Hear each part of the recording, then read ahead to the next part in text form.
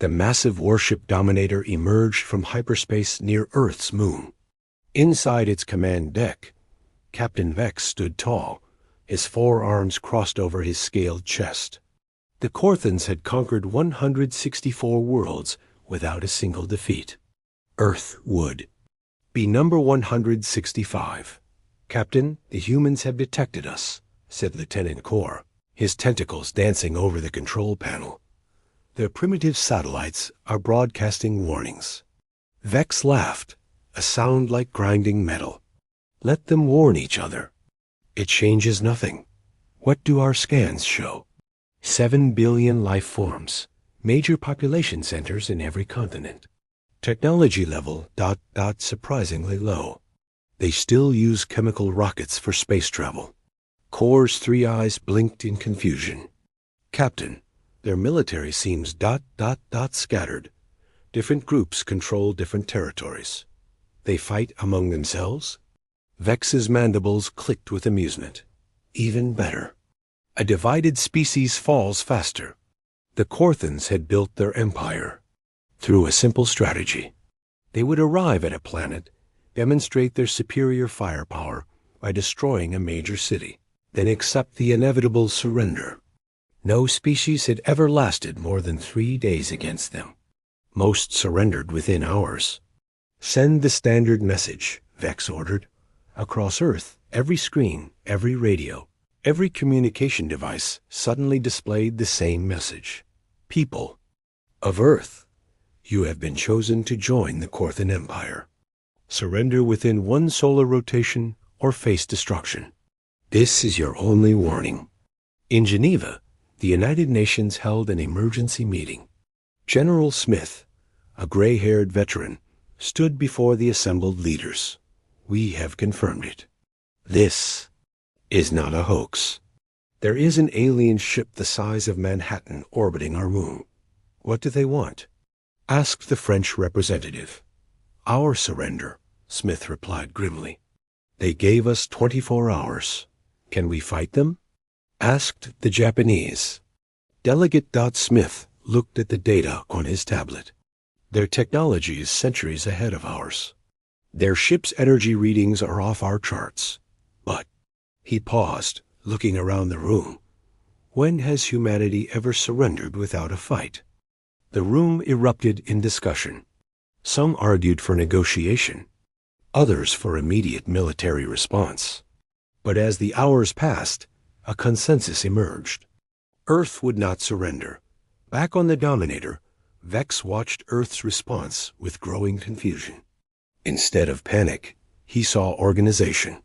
Instead of surrender messages, he detected military mobilization. Factories that had been producing cars were suddenly manufacturing weapons. Scientists who had been working on separate projects were now collaborating globally. "Captain, something strange is happening," Kor reported. "The humans ... they're working together, all of them. Their divided nations are acting as one." "Impossible," Vex scoffed. "No species unites that quickly." But the evidence was clear. Within 12 hours, Earth had formed its first planetary defense force. Countries that had been enemies for generations were sharing military secrets. Nuclear weapons were being repurposed. Space agencies were converting civilian rockets into missile platforms. "They're broadcasting something," Kor said, putting it on the main screen. An old human male appeared, wearing a simple suit. He spoke calmly but firmly. "To the Corthan Empire. Earth has received your message. We have a message of our own. We are the children of 1,000 wars. We have survived ice ages, plagues, and our own destructive nature. We have dreamed of the stars while bound to this small world. Now you bring war to our doorstep. You will find we are not like your other conquests. We do not surrender. We do not yield. Come if you dare." Vex's scales rippled with anger. Primitive fools. They dare threaten the Corthan Empire? Prepare the plasma cannons.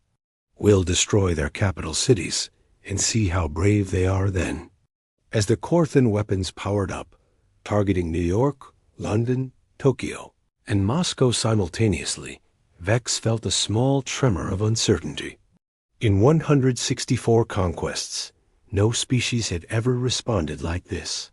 They had all either surrendered immediately or begged for mercy. The humans were doing neither. They were preparing for war. The plasma cannons of the Dominator glowed with deadly energy, ready to unleash destruction upon Earth's major cities. Captain Vex stood at his command station, confident that within minutes, humanity would learn the price of defiance.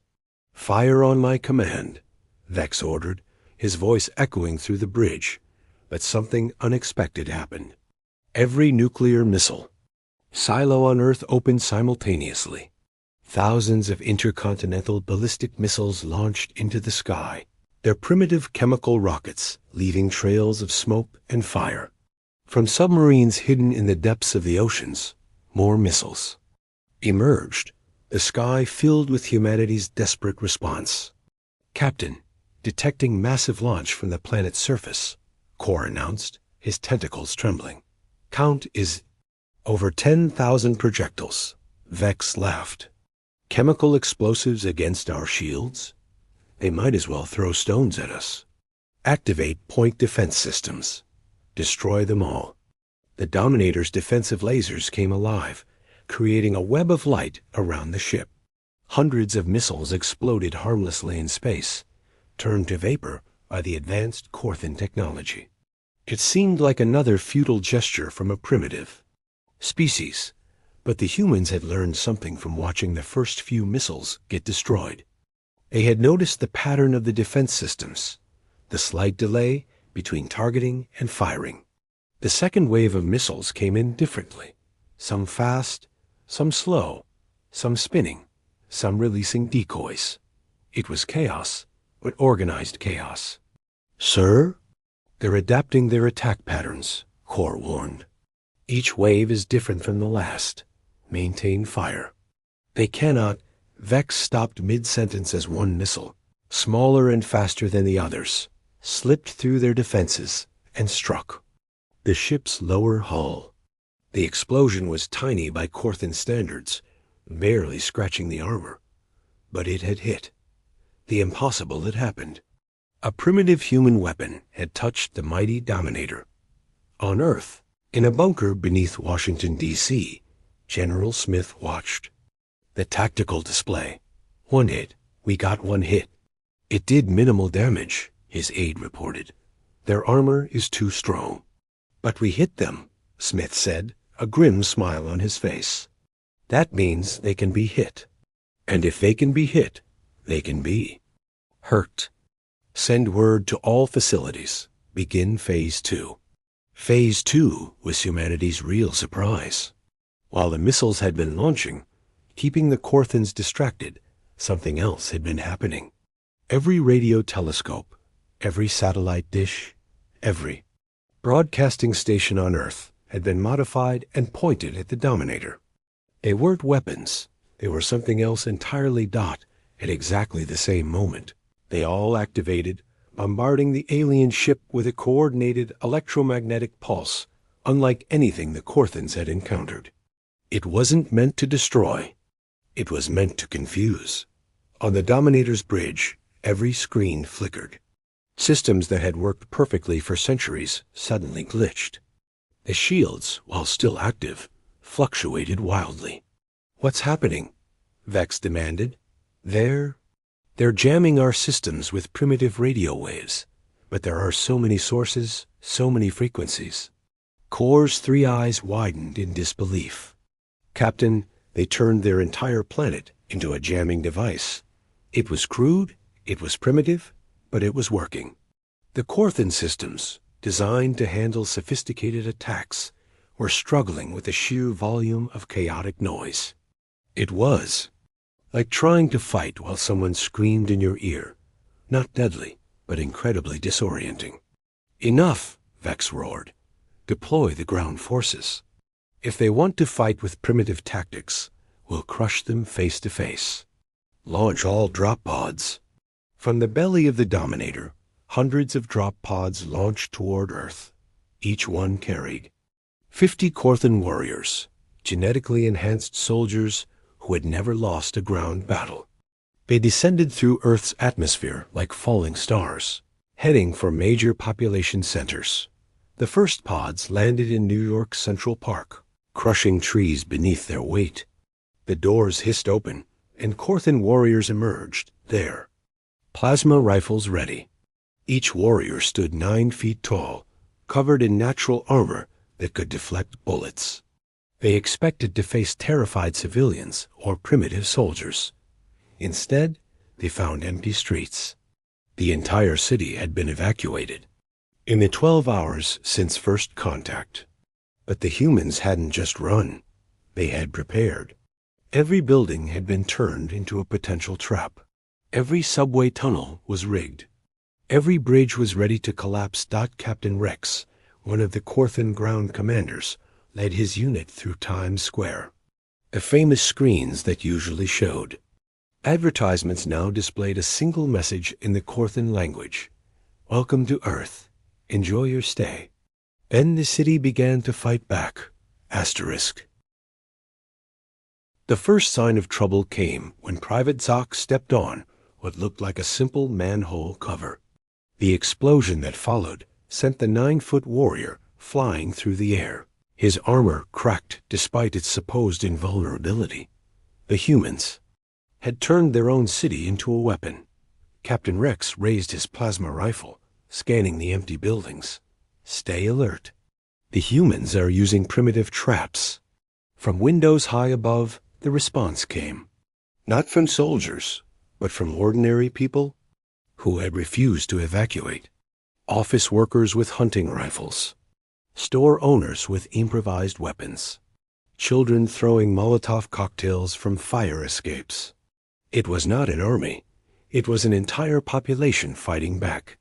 The plasma rifles could vaporize a human with one shot, but the humans weren't standing still. They fired and moved, disappeared into buildings, emerged from sewers. They knew their city in ways the Korthans never could doubt in London. The situation was even worse for the invaders. The ancient city's narrow streets and underground tunnels became a maze of ambushes. The British had turned the London Underground into a network of attack positions. Korthan squads would enter a street only to have the road collapse beneath them, dropping them into prepared killing zones. Commander Tor reported back to the Dominator. Captain Vex were encountering heavy resistance. The humans ... they don't fight like warriors. They fight like cornered animals. You have superior weapons and armor, Vex replied over the communication channel. Push forward. But in Moscow, the Russians had a different approach. They had learned from history. When Napoleon invaded, they burned their own city. When Hitler invaded, they fought for every building. Now, facing aliens, they did both. As Korthan forces entered the city, entire blocks exploded. The humans were destroying their own infrastructure to deny it to the enemy. In Tokyo, the Japanese had prepared something special. They had spent the preparation hours creating sonic weapons from industrial equipment. The Korthans, with their sensitive hearing, found themselves crippled by sounds that humans could barely hear. Proud warriors fell to their knees, their hands over their ear holes, while human forces moved in with conventional weapons. But perhaps the most effective resistance came from an unexpected place: the Internet. Hackers worldwide had united to crack the Korthan communication frequencies. They couldn't understand the language, but they could disrupt it. Korthan units found their communications filled with human music, advertisements, and something called memes that made no tactical sense but clogged their channels. Back on the Dominator, Vex watched the tactical displays with growing anger. His forces weren't losing exactly, but they weren't winning either. For every human they killed, 10 more seemed to appear. For every building they secured, 2 more became hostile. Captain, Kor said nervously, we're receiving reports from all ground units. The humans They're not fighting to win. They're fighting to make us pay for every inch. Then we'll show them the price of resistance, Vex snarled. Charge the main cannon. We'll destroy one of their cities completely. Let them see what defiance brings. The Dominator's main weapon began to charge, a weapon that could turn an entire city to glass. Vex chose Los Angeles as his target, a sprawling city that would make an impressive example, but the humans had been expecting this. They knew the Corthans would eventually use their ship's weapons, and they had prepared one last surprise, not the International Space Station, which had been silent since the invasion began, suddenly came alive. The astronauts aboard, American, Russian, Chinese, Indian, and European, had spent their time converting the station into humanity's last gamble. They had turned it into a giant kinetic missile. Captain, detecting movement from the human space platform, Core announced. It's accelerating toward us. The space station, loaded with every spare piece of equipment and fuel, was on a collision course with the Dominator. It was a one-way trip for the 6 astronauts aboard.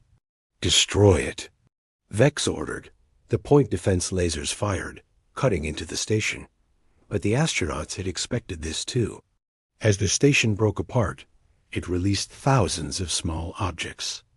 Ball bearings, tools, pieces of equipment, creating a cloud of debris.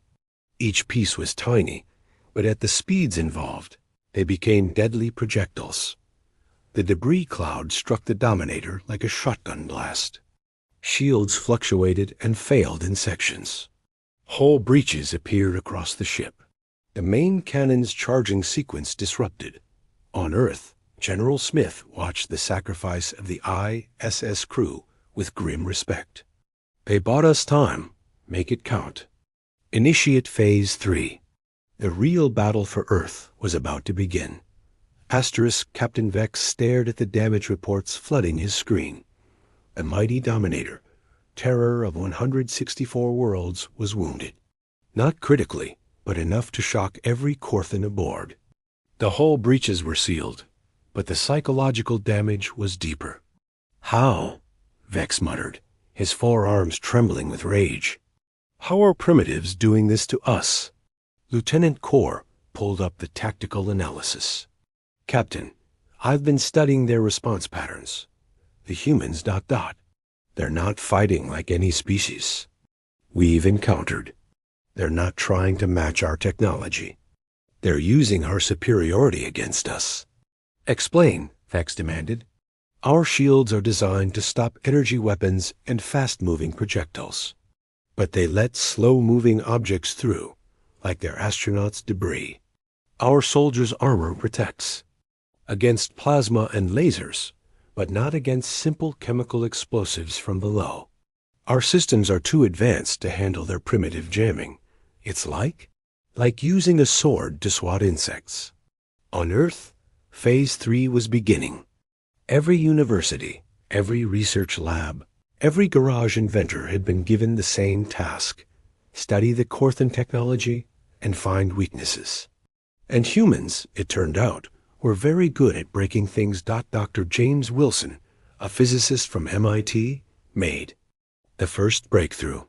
Their shields operate on a frequency modulation we've never seen, but it's still just energy. And energy can be disrupted. Within hours, his discovery was shared globally. Microwave ovens were being converted into shield disruptors. Not powerful ones, but when thousands were used together, ... In Beijing, Dr. Li had noticed something else. The Corthan armor has a crystalline structure. It's strong against direct impacts, but vibrations at the right frequency could shatter it. Soon, sonic weapons were being mass-produced from speakers and industrial equipment.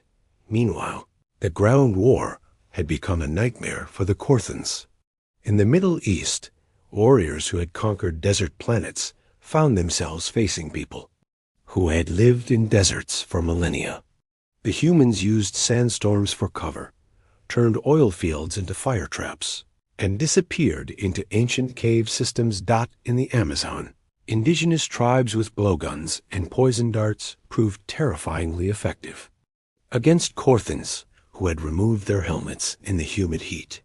The jungle itself seemed to fight the invaders. Every plant could be poisonous, every insect a weapon. But the real turning point came from an unexpected source. A 12-year-old kid named Tom from Nebraska. Tom was a gamer, and he noticed something while watching news footage of the Korthan movements. "They're using a pattern," he told his father, "like an AI in a strategy game. They always respond the same way to the same threat." His observation, posted online, was seen by military strategists. They began testing it, and Tom was right. The Korthans, for all their experience, fought by the book, a book written over 164 easy victories. They had never needed to adapt because they had never faced real resistance. General Smith immediately changed tactics. Random attacks, no patterns. Make every response different. Make them think. The effect was immediate. Korthan units, trained to respond to predictable military tactics, found themselves confused by seemingly senseless attacks. Civilians would assault from one direction, while soldiers attacked from another. Then both would retreat before the Korthans could respond. Flash mobs became military operations. Street artists created confusing graffiti that looked like tactical information. On the Dominator, Vex was receiving reports that made no sense. They attacked our position with food delivery vehicles, then disappeared into a shopping mall? What kind of military strategy is this? "Captain," Kor said quietly, "we're not fighting their military. We're fighting their entire species. Every human is a soldier." The words hung in the air. No species had ever done this. When the Korthans arrived, civilizations surrendered to protect their civilians. But humans ... Humans had turned their civilians into warriors. "Sir," another officer called out, "we're detecting massive energy readings from multiple locations. On Earth, they're launching something." On screens across the bridge, they watched as humanity played its next card. Not military rockets this time, but civilian spacecraft. Elon Musk's SpaceX, Jeff Bezos's Blue Origin, Richard Branson's Virgin Galactic, and every other space company had spent the last 20 hours converting their rockets into weapons. They weren't advanced, but there were hundreds of them. Each rocket carried a simple payload, tons of metal ball bearings and a basic explosive charge. They were flying shotguns, primitive but effective. The swarm of rockets rose from Earth like angry hornets. They turned their entire civilian space program into weapons? Vex said in disbelief.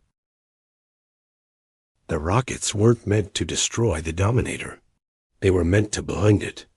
As they exploded around the ship, they created a cloud of debris that made scanning and targeting Earth nearly impossible.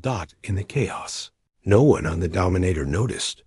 The small vessel approaching from behind Earth's moon. Asterisk. The small vessel approaching the Dominator was humanity's most desperate gamble. The lunar colony, barely 50 people living in inflatable habitats, had spent the invasion building something impossible.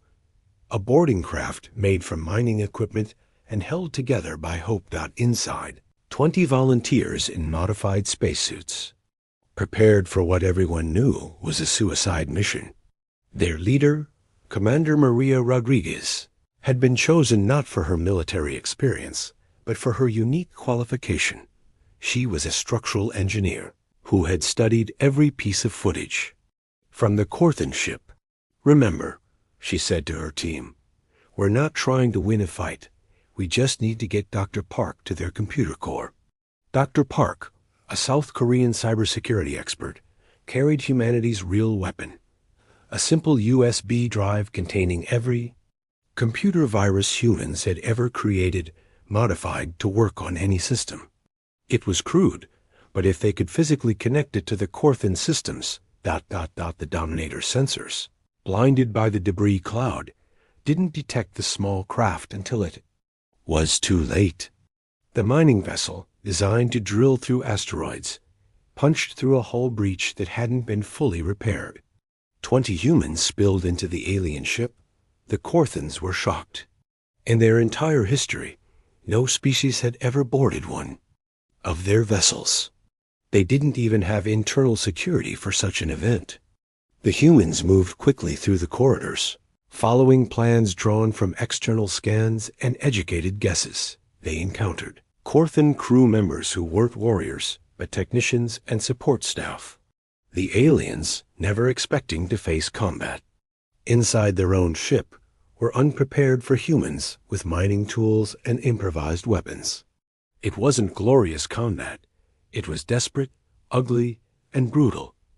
Back on Earth, the ground war had reached a critical point. The Corthans had adapted somewhat to human tactics, but every adaptation was met with another change. When they learned to counter improvised explosives, humans started using chemical weapons made from cleaning supplies. When they protected against those, humans used biological warfare, not diseases, but allergens from Earth plants that Corthan biology couldn't handle. Captain Rex, leading the ground forces, made a decision that would have been unthinkable hours ago. Full retreat to the drop pods. We're leaving. But the humans had anticipated this too. As Corthan forces tried to retreat, they found their landing zones had been turned into kill boxes. Some pods had been moved, others destroyed, and the rest were surrounded by human forces who had spent hours preparing. On the Dominator, alarms suddenly screamed through every corridor. The virus, uploaded by Dr. Park at the cost of his life, was spreading through the ship's systems. It wasn't sophisticated by Corthan standards, but that was its strength. Their advanced systems had no defense against something so primitive. It was like catching a disease from a species that had gone extinct millions of years ago. "Captain," Kor shouted, "navigation is offline. Weapons are randomly firing. The translation systems are replacing whole text with something called CAT. Videos?" Vex watched his perfect ship, his instrument of conquest, being reduced to chaos by primitive human code. His ground forces were being slaughtered or captured. His crew was in panic. And now, internal sensors showed humans were aboard his ship. "How?" he asked, not to anyone in particular. "We are the Corthan Empire. We have conquered 164 worlds." "Yes," Kor said quietly, pulling up the data. 164 worlds that surrendered. 164 worlds that gave up. Captain ... We've never actually fought a war before. We've only accepted surrenders. The truth hit Vex like a physical blow. The Corthans weren't warriors. They were bullies. They had never faced a species that refused to break, that turned their entire civilization into a weapon. That would rather die than kneel. A communication came through from Earth. General Smith appeared on the still-functioning main screen. "Captain Vex, you have lost over 60% of your ground forces. Your ship is compromised. Your systems are failing. You have two choices. Leave now and never return, or we will turn your ship into humanity's first trophy of interstellar war." Vex's forearms shook with rage and something else, fear. "You haven't won. We could still destroy your planet." "Yes," Smith agreed calmly. "And we would hurt you every second until we died. We would make sure the galaxy knows that the Corthans' 165th conquest killed them. Your empire would end here, with us. Is Earth worth that price?" The bridge was silent, except for the sound of alarms and glitching systems. Vex looked at his crew, saw the fear in their eyes. They had come expecting another easy victory. Instead, they had found a species that had turned warfare into an art form through millennia of practice on themselves. "All forces," Vex commanded, his voice heavy with defeat, "return to the ship. We're leaving." As the Dominator limped away from Earth, its hull scarred and systems compromised, Vex had to send a message to the Corthan Empire. For the first time in their history, they would report a failure. Warning, he transmitted. Avoid the third planet of System Sol. Species designation: human. They do not surrender. They do not break. They are ... champions. Epilogue Earth celebrated for 7 days. The cities were rebuilt, stronger than before. The unity forged in those desperate hours didn't completely disappear. Humanity had looked into the abyss of extinction and spit in its face. The Korthan Empire never returned. Word spread through the galaxy of the small blue planet that had broken the unbreakable. Some species came in peace, wanting to meet these humans who had done the impossible.